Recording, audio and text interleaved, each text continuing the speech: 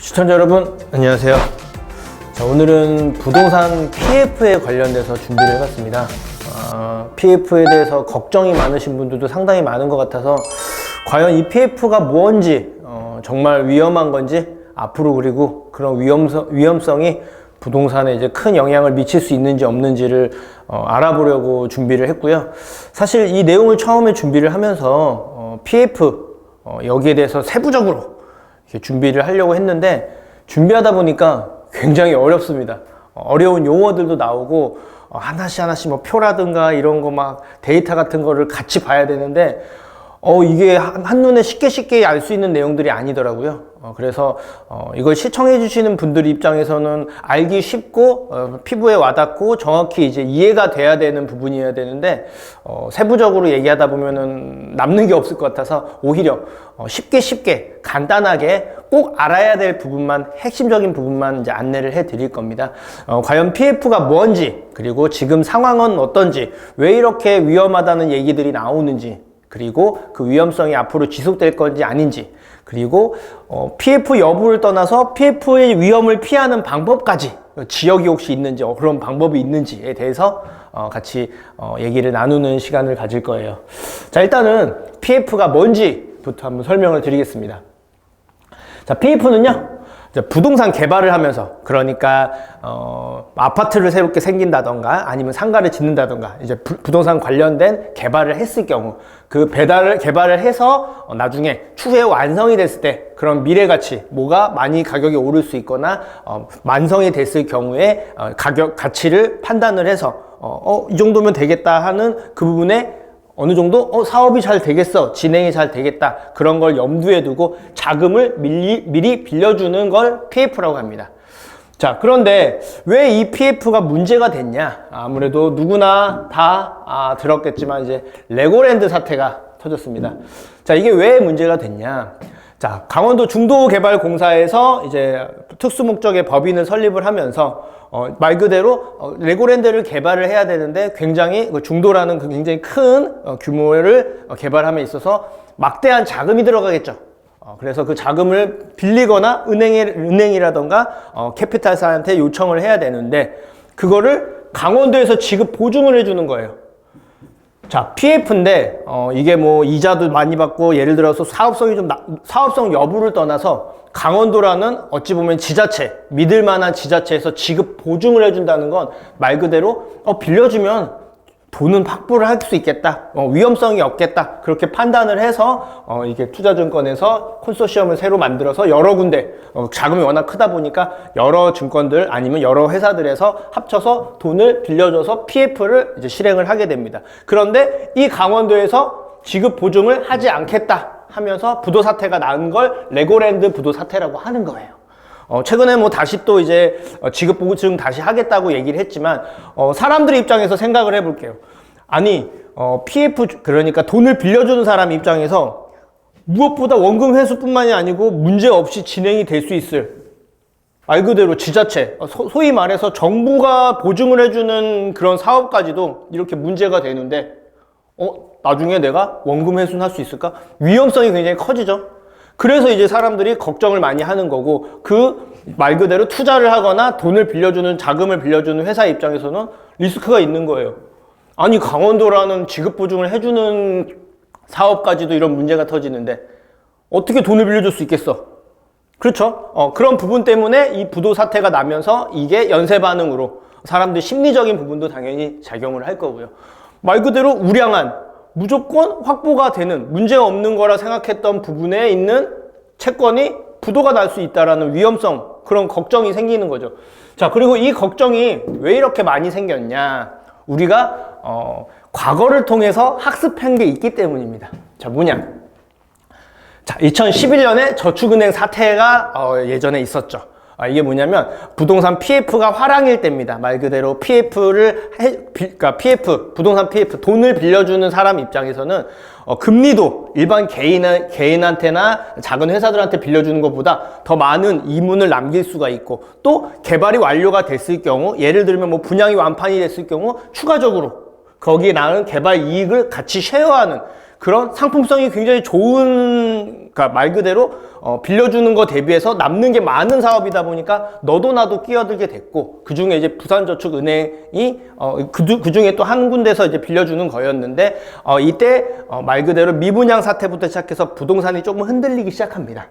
그러면서 자금 회수도 안 되고 분양도 되지 않으면서 개발 이익도 못 얻고 말 그대로 돈을 갚질 못해서 파산이 되고, 거기에 연쇄적으로 거기뿐만이 아니고 같이 파생된 자금이 워낙 크다 보니까 이 하나만 있는 게 아니고 다른 곳에서도 여러 개 같이 꾸려서 진행을 했는데, 그게 문제가 하나 터지면서 결국 24곳 저축은행이 파산이 됩니다. 그래서 그런 이 사태가 굉장히 커지고 나서 뒤늦게 부랴부랴 국가에서 구조조정을 위해서 공적 자금 27조를 투입을 해서 사태를 막은 적이 있는데, 이것도 말 그대로 사태가 일어나고 나서 대략 한 2년에서 3년 정도 부동산의 암흑기예요. 그리고 나서 이제 부동산의 가격이 좀 많이 오르기 시작을 했는데, 이런 사태를 겪다 보니까 사람들이 이번에도 또 큰 일이 나는 거 아니야? 이런 걱정들을 하게 되는 겁니다. 자, 이 사태가 왜 났냐? 간단하게 보면요. 아까 제가 서두에 잠깐 말씀을 드렸지만, 부동산을 담보로 PF 대출을 해줍니다. 이 PF 대출은 나중에 생겨날 걸 예측하고 빌려주는 거기 때문에 금리도 높고, 그 금리 플러스 알파 개발 이익까지 같이 회수를 할 수 있기 때문에 빌려주는 회사 입장에서 굉장히 좋은 거예요. 은행이든 캐피탈사든 뭐 다 여러 개가 있겠죠. 그래서 이 수익성이 굉장히 괜찮은데? 그러다 보니까 제1금융권 같은 경우는 까다롭잖아요. 예를 들어서 우리가 뭐 신용대출을 받는다 했을 때 금리가 낮은 걸 가장 먼저 찾죠. 그러면 금리가 낮은 경우는 대부분 제1금융권이라고 불리는 시중은행들이에요. 그런데 조건들이 까다롭단 말이에요. 그런 거 똑같아요. 여기도 마찬가지로. 다른 곳들은 조건이 까다롭다 보니까 조금 더 많이 빌릴 수 있고, 조금 더 빨리빨리 문제없이 다 빌릴 수 있는 그런 은행이나 그런 증권이나 그런 캐피탈사를 찾겠죠. 그래서 너도 나도 PF 증권사, 그래서 1금융권에서 이제 증권사로 가고, 증권사에서 지역금융협동조합으로 가고, 또 캐피탈로 가고, 이렇게 연결이 됩니다. 너도 나도 추진을 하는 거예요. 그리고 그 다음에 자, 수익이 좋은 만큼 리스크도 있습니다. 뭐냐면, 자, 수익이 좋으니까 너도 나도 빌려주는데, 이 빌려줄 때 이 빌려주는 회사라든가 그 개발 자체, 부동산 자체 평가를 했을 때 향후에 이게 문제없이 잘 진행이 될 건지, 그리고 진행이 되고 나서는 사업성은 정말 괜찮은지, 수익성은 문제가 없는지, 이런 분석들을 해야 되는데, 그리고 그 리스크들을 관리해야 되는데 하지 않아요. 나중에는 너도 나도 하게 되니까. 그리고 예전에는, 지금도 이제 법들이 막 이제 촘촘하게 되어 있긴 한데, 그 규제 사각지대가 있어요. 예를 들어서 자금이 10억 이하의 경우는 그러니까 리스크 관리하는 게 의무거나 검사 실시하는 게 의무인데, 그게 10억 이하는 의무가 아니기 때문에 10억 이하를 여러 군데서 합쳐서 이렇게 편법으로, 예를 들어서 이런 식으로 너도 나도 빌려주다 보니까 부동산 불안과 맞물려서 미분양이 늘어나고, 또 그 당시에 원자재 가격도 같이 상승하면서 연쇄 파산 사태가 일어난 겁니다. 그래서 혹자들은 얘기를 해요. 2011년 저축은행 사태가 지금과 판박이지 않겠냐? 라는 의견들을 많이들 가지고 있는 거예요. 그래서 PF가 위험성이 있다, 이런 기사들을 계속 접해볼 수가 있는 거고요. 또 왜 그러냐? 최근에 보시면 11월, 이번 연도 11월을 봤을 때 주택사업 경기가 가장 어둡다, 이런 암울한 기사들도 계속 나옵니다. 실제로 원자재 자금 조달, 말 그대로 고금리죠. 그리고 원자재 가격, 러시아, 우크라이나 사태부터 시작해서 전 세계적으로 이제 원자재 가격도 상승을 했고, 또 분양, 말 그대로 사람들이 이제 사질 않아요. 미분양 급증하고 있다, 이런 기사 볼 수가 있고, 또 가격이 계속 떨어지고 있다, 이런 심리적인 압축까지 해서 다 안 좋습니다. 그래서 삼중고라고 해요. 그래서 월별 주택사업 경기 전망도 있고, 갈수록 떨어지고 갈수록 힘들어진다, 이 얘기가 기사로 비단 이것뿐만이 아니라 저번 달 저저번 달부터 계속해서 레고랜드 사태부터 맞물려서 원자재 상승과 고금리까지 이 삼중고로 앞으로도 어려워지는 거 아니냐. 그래서 PF에 의한 그러니까 실시도 잘 안 될 거고, 공급도 굉장히 딜레이 되고 지연될 거고, 문제가 연쇄 반응이 터지지 않을까라는 그런 기사들이, 부정적인 기사들이 많이 접해 볼 수가 있는 거예요. 자, 그런데 정부는 알죠. 그리고 한번 겪어봤잖아요. 그래서 사전에 일이 터지고 나서 최대한 빨리 수습을 지금 하고 있고 실제로도 하고 있습니다. 10월 달에 레고랜드발 사태를 문제 없게 잘 처리하기 위해서 공적 자금 50조를 넘게 플러스 알파로 풀어서 잡겠다라고 발표를 했어요. 네. 그리고 이것뿐만이 아니고 이걸 또 실제적으로 실행도 했고 또 추가적으로 계속 또 11월 10일 날 부동산 안정화 대책을 발표를 하면서 PF를 이제 대출 보증을 할 때 약간의 조건들이 붙잖아요. 그 조건들을 많이 완화를 해줍니다. 미분양 PF 대출 보증 상품이라고 또 새롭게 생겼고요. 또 PF 보증을 10조까지 발급 확대했고 보증 대상의 요건도 현행보다는 훨씬 더 완화를 해서 그냥 예를 들어서 큰 대규모의 주택들만 해줬다면 지금은 소규모의 주거용 오피스텔까지도 PF 보증을 해줄 수 있게끔 기준을 많이 완화를 했어요. 그래서 이제 사태가 심각해지고 더 문제되지 않게끔 이렇게 발표를 했고 또 추가적으로 11월 28일이죠. 최근에 또 5조, 그러니까 채권시장 안전펀드 추가해서 총 20조 더 확대하겠다 발표를 했어요. 자, 여기를 보면서 유추해 볼 수 있는 건요. 정부는 사활을 걸고 이 PF에 대한 문제가 없고 공적 자금을 투입해서 자금이 잘 돌 수 있게 그리고 부동산 계획했던 공급에 차질이 없게 진행을 하려는 의도를 엿볼 수가 있습니다. 그리고 이런 추가적인 공적 자금은 혹시라도 만약에 무슨 문제들이 있다 하면 사전에 미리미리 대비를 할 거예요. 실제로 제가 봐도 지금 잘 준비를 하고 있거든요. 2011년 저축은행 사태를 통해서 깨달은 게 당연히 있겠죠. 그래서 그런 문제가 없게끔 미리미리 이렇게 사전에 대비를 하고 있는 모습을 볼 수가 있습니다. 자, 그러면 우리 한번 볼게요. 현재 상황. 그래요. PF 사태 레고랜드를 시작으로 문제가 없을까 한번 보는데 이게 지금 건설사랑 엮여 있는 거거든요. 근데 지금 건설사가 지금 안 좋은 기사들이 좀 터졌어요. 충남의 모, 경남의 모, 이제 중견건실한 그런 건설사도 지금 부도가 났다. 이런 기사들을 보고 지방 건설사들은 위험 요소가 존재를 하지 않겠냐라고 저 또한 그렇게 생각을 합니다. 왜 그러냐? 자, 일반적으로 부동산을 실거주 목적으로 보는 게 원래 원칙이고 맞는 얘기인데요. 우리나라 사람들은 특히나 대부분의 젊은 사람들 그리고 경험을 했던 사람들은 하나의 자산으로 인식도 많이 합니다. 왜냐하면 한정되어 있는 땅과 우리나라가 굉장히 작잖아요. 땅도 작고 실제로 그 안에서도 또 서울이라는 가장 또 중심 지역에 누구나 살고 싶어 하니까 그런 것들을 있다 보니까 자산으로 인식을 합니다. 그래서 지방 같은 경우는 평균적으로 우선순위로 찾지 않죠. 실제로 실거주를 하거나 그쪽 지역에 살고 있지 않은 이상은 우선적으로 보는 지역이 아닌 경우들이 많아요. 그러다 보니까 분양을 예를 들어서 했을 경우에 분양이 완판이 되거나 인기를 끌어야 되는데 그러지 못할 가능성이 좀 크겠죠. 딱 지역을 떠나서 공사하는 공사비는 크게 다르지 않단 말이에요. 좋은 자재 여부에 따라서는 다 틀려지지만 뭐 지방이라고 건설비가 저렴하고 이러진 않아요. 같이 들어갑니다. 그러다 보니까 실제적으로 분양가를 일반 서울보다는 높게 책정을 할 수 없는 바, 그래서 만판이라도 돼야 문제가 없을 텐데 그러지 못한 경우들도 있고, 아까 말했듯이 삼중고 고금리에다가 또 여기 말 그대로 이것저것 공적 자금 뭐 이렇게 PF 사태로 뭐가 또 이제 대출도 잘 안 해주려고 하고 심리적으로 가격 떨어지는 거 아니야 이런 것까지 있어서 사람들이 많이 안 움직여요.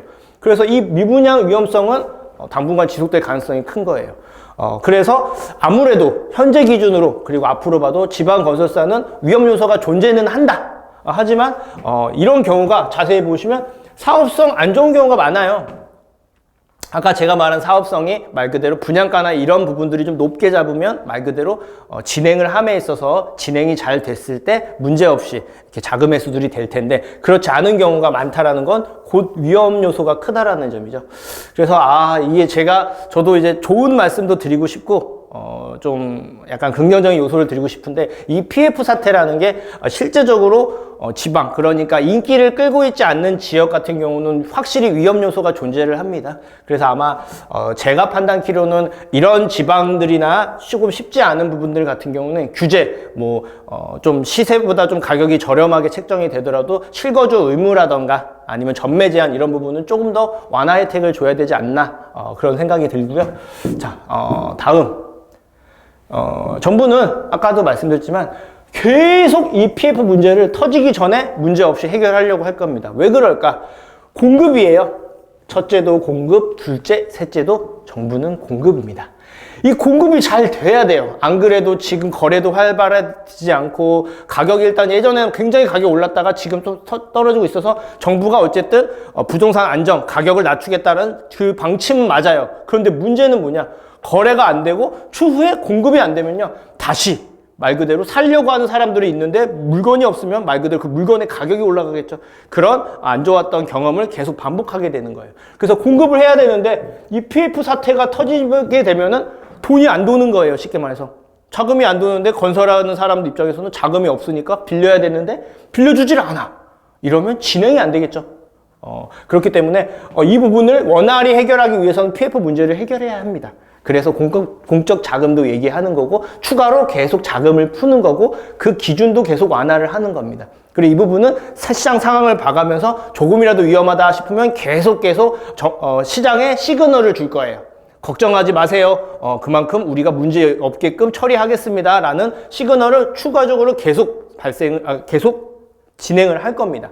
자, PF 문제가 당연히 공급 문제를 야기하기 때문인데 아까 제가 말했죠. 뭐 전매 제한이라던가 아니면 실거주 의무 같은 규제 완화도 추가적으로 될 가능성도 있고 자금까지 계속 지원할 예정입니다. 그래서 현재 사태는 레고랜드로 촉발돼서 불안함과 위험성도 당연히 내포를 하고 있지만 그 일부 지역 정말 인기가 없거나 쉽게 사람들이 찾지 않는 지역은 좀 리스크가 있을 수는 있어도 좀 사람들이 많이 찾는 지역 예를 들어서 새롭게 개발을 했을 때 거기를 찾는 사람들 그런 경우가 많을 경우는 PF와는 문제 없이 잘 부동산이 진행될 가능성이 크다 이렇게 보시면 됩니다.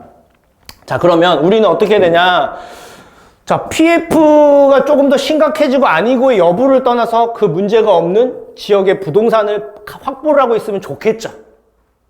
그렇죠. 예를 들어서 뭐 강남 3구도 그 중에 하나가 될 수 있겠고, 누가 봐도 좋은 지역이다. 내지는 여력이 많지 않으면 좋아질 지역이다. 누가 봐도 그런 지역들은 앞으로 PF의 문제가 없겠죠. 왜냐? 개발을 했을 때 그 개발을 했을 경우에 사람들이 많이 찾을 가능성이 높으니까요. 가능성이 높다라는 건 아까 말했지만 사업성이 좋은 경우가 대부분이고 사업성이 좋으면 위험 요소도 줄어드는 거죠. 네, 재건축, 재개발 굳이 그 부동산에도 종류가 많잖아요. 제가 이제 추천드린 건 그래도 재건축, 재개발은 국가에서도 계속 완화를 하고 계속 풀어주는 정책을 가지고 있어요. 이게 공급의 핵심이거든요. 왜냐하면 개발할 수 있는 땅은 이제 한정되어 있어요. 더 이상 없어요. 기존에 있는 낡은 지역들을 새롭게 깨끗하게 깔끔하게 정리정돈을 해야 되는데 그게 바로 재건축, 재개발입니다. 그래서 이 부분에 정부가 공급하고 있는데 최선을 다하고 있는 걸 기준으로 봐서 재건축, 재개발에 여러분들은 관심을 갖고 준비를 하는 거예요. 미리 여력이 있으셨던 분들은 미리미리 준비를 하셨을 거고 이제 앞으로도 계속 자금이 확보가 되거나 뭔가 계획이 있으신 분들은 준비를 할 건데 그 수많은 부동산 중에서도 저는 재건축이나 재개발을 최우선으로 보십시오 라고 말씀을 드리고 싶은 거예요. 자, 재건축은 사업성이 좋아야 됩니다. 자, 이 재건축 사업성 같은 경우는 나중에 또 한번 다뤄드릴 건데 이 얘기를 들어보셨을 거예요. 용적률이 낮으면 사업성이 좋다. 재건축이 된다. 이런 얘기를 한번 들어본 적이 있으실 텐데 옛날 방식입니다. 지금은 용적률이 무시할 건 아니지만 용적률이 낮다고 무조건 재건축이 되고 이런 문제는 아니에요. 그 지역에 따른 특성 그리고 땅의 가치가 얼마나 또 올라갈 건지 그런 부분은 여러 개를 고려를 해야 되는데 한마디로 어쨌든 재건축은 사업성 높은 곳들이 당연히 최우선일 거고요. 재개발은 내가 뭔가 준비를 하거나 뭔가 계획을 하고 있으신 분들은 추진 중인 곳들이 있을 거예요. 예를 들어서 동인설을 이미 걷고 있어. 한창 걷고 있어. 그 눈에 보여. 그냥 어딜 가서 그냥 다 얘기가 나오고 있는데 그냥 나오는 게 아니고 실제로 걷고 있어. 이런 추진 중이야. 아니면 얘기가 나오고 있어. 이런 지역도 좋을 거고. 또 겁이 많으신 분들은 이미 선정된 지역도 좋겠죠. 최근에는 뭐 모아타운도 선정된 지역들 있잖아요. 후보지에 선정이 됐다거나 아니면 신통에 선정이 됐다거나 아니면 역세권 같은 경우는 선정됐다기보다는 추진들을 대부분 하고 있죠. 한창 추진을 하고 있다거나 이런 것들이 그래도 추후에 개발할 가능성이 굉장히 높은 거예요. 단 여기도 지역에 따른 편차는 좀 있습니다. 그래서 그런 중심 지역들 위주로 중심 지역들이 이제 그래도 가치가 높아질 거고 PF의 위험을 벗어날 수 있는 그런 한 가지 방법이에요. 자, 제가 종류를 말씀드렸다면 그럼 거기 어디 있어? 어디가 괜찮아? 이거를 생각을 하실 수가 있는데, 자, 우리 지도를 한번 보면서 얘기를 한번 나눠볼게요. 자, 여기 서울입니다. 서울이고 중심지의 기준들은 다 다를 거예요. 누구는 강남이다 라고 하는 분도 있을 거고, 아니다 요새 용산이 최고라고 하던데, 이런 얘기를 한 분도 계실 거예요. 자, 일단 저는 기본적으로 송파구, 강남구, 서초구, 강남 3구가 전통적인 부촌이라고 생각합니다. 네, 전통적인 부촌이고 이미 좋은 곳이에요. 그리고 신흥 강자가 있었죠. 최근에는 마용 성광이라고 하는데, 마용 성광이 그래도 가장 인기를 끄고 있는 신흥 부촌이 되고 있거나 될 예정이다, 이렇게들 얘기를 많이 해요.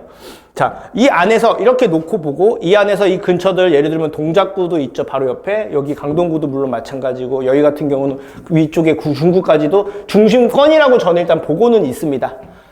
자, 여기가 이제 중심권이에요, 제가 봐도. 자, 그리고 중심권들을 보면은 서울 정중앙은 용산, 중구 이 라인이 정 가운데 있는 건데, 지금도 현재를 보면은 강남 3구는 오른쪽 아래편으로 약간 치우쳐져 있어요. 그리고 실제 말해서 가장 핵심적인 지역을 꼽자 그러면 강남 쪽, 삼성동 이쪽 라인과 그리고 여의도 쪽이에요. 이쪽이 가장 일자리라든가 고급, 말 그대로 사람들이 출퇴근을 많이 하는 지역. 여기가 이제 현재의 기준으로 일자리와 중심지의 핵심이라고 보고, 이 안에 바운더리 안에 들어가는 지역들이 중심지다라고 저는 보고 있는데요. 자, PF를 피하는 방법, 피하는 지역에 대해 설명을 드리자면, 당연히 강남 3구겠죠. 분명히 여기 또한 부동산이 화랑일 때는 많이 오르고 불황일 때는 많이 억 단위로 쭉쭉쭉 떨어집니다. 하지만 과거를 통해서 우리는 예측할 수가 있어요. 떨어지더라도 뭔가 또 다시 좋아질 때는 또 그냥 수천만 원이 아니고 수억씩 올라가는 지역 또한 이곳입니다. 누구나 찾을 수 있는 지역이고, 누구나 여력만 있으면 살고 싶은 지역이에요. 자, 이쪽도 이제 안전한 지역. 그래도 PF에 의해서 예를 들어서 새롭게 건설을 했을 경우에도 여기는 안전한 지역이라고 저는 이제 추천을 드리고요. 여기는 단 재건축을 위주로 보시는 걸 추천을 드립니다. 재건축 이꼬로 낡은 오래된 아파트예요. 자, 왜냐, 여기는 말 그대로 이미 좋은 지역에서 깨끗합니다. 그래서 전체적으로 싹 다 바꾸는 게 아니고 기존에 형성이 되어 있는데 낡은 아파트들이 새롭게 변신을 했을 때 더 가치가 높고 사람들이 더 많이 찾을 거고, 더 많이 찾는다는 건 사업성이 좋을 거고 리스크가 없는 거겠죠. 그래서 이 강남 3구를 포함한 바로 옆쪽에 강동구 라인이나 동작구 라인, 영등포구까지 포함을 할게요. 이 라인들은 아파트 위주로 보는 게 오히려 나을 수 있어요. 강남 쪽에 있고 재건축 위주로 30년 연한이 넘었거나 되어가는 곳들 중에서 그래도 좀 가능성이 있다는 얘기가 들리는 지역들에 있는 아파트들이 PF 위험에서 좀 벗어날 수 있는 지역이면서 종류다라고 이제 말씀을 드리고요. 자, 그리고 마용성광, 중구까지 포함을 할게요. 여기가 이제 중심지라고 볼 수 있는데 신흥 중심지예요. 왜냐? 여기는 의외로 개발이 안 된 지역들이 많습니다. 그래서 자금의 여력이 강남은 접근하기 힘들고, 그래서 재건축을 하려면 말 그대로 소위 말해서 억 단위가 넘어 10억 단위 이렇게 필요한 경우들이 많은데 그렇게 자금이 많지는 않다. 하지만 미래 가치를 내다보고 준비를 하겠다 하시는 분들은 이 PF의 위험성이 상대적으로 적은 이 마용, 성광, 중구 이쪽 라인들을 눈여겨보시는 거 추천을 드립니다. 왜냐? 이 지역들은 입지도 중심지고 사람들이 많이 찾고 젊은 사람들이 선호를 많이 하는 지역인데에 반해서 실제로 강남보다는 훨씬 더 가격적인 메리트도 있고 개발이 다 완성이 되지 않았어요. 아파트가 생각보다 많이 없습니다. 그리고 보시면 알겠지만 굵직굵직하게 재개발 이미 확정돼서 진행 중인 곳도 있고 추진 중인 곳도 있습니다. 그 안에 뭐가 됐든 이 지역 아니라면 말 그대로 추후에 개발을 했을 때 분양가에 이제 문제는 있겠지만 어느 정도 높게 책정을 해도 사람들이 많이 찾을 수 있고 가치가 굉장히 높아질 지역입니다. 그래서 여러분들 이렇게 보시면 돼요. PF에서 혹시라도 이런 자금, 말 그대로 PF가 문제가 되는 게 공사가 갑자기 지연되거나 자금이 퇴색돼 가지고 뭔가 안 되고 원래 계획했던 대로 진행이 안 되고 이런 걱정들이 있을 텐데, 강남 쪽에는 강남 3구를 비롯한 이 근처들은 재건축들은 문제가 없을 거고, 마용, 성광, 중 이쪽 라인의 중심 지역들은 재개발 위주로 뭔가 아파트라든가 새롭게 통으로 바뀔 수 있는 그 지역들을 선점하는 게 좋습니다. 그래서 이 지역들은 그래도 지금의 일련의 사태들과는 무관하게 추후에 개발이 됐을 때 그래도 사람들이 많이 찾고 문제가 없을 가능성이 굉장히 높다라고 말씀을 드리는 거예요. 이 지역 안에서도 물론 차이는 존재를 하는데 그래도 이쪽 지역들은 다른 지역에 비해서는 상대적으로 PF 위험성이 좀 덜하고 시간의 차이가 있을 뿐 개발했을 때 사람들이 많이 찾고 사업성도 좋을 가능성이 굉장히 높다. 이렇게 말씀드립니다. 그래서 시청자 여러분들 중에 혹시나 PF 이거 걱정돼서 하는 분들이 혹시 계신다면 너무 걱정하지 마시고 대신 지역에 따른 편차는 좀 있으니까 서울 중심지나 이런 지역들은 그래도 PF의 위험성이 없다. 이렇게 염두를 해두시면 되고요.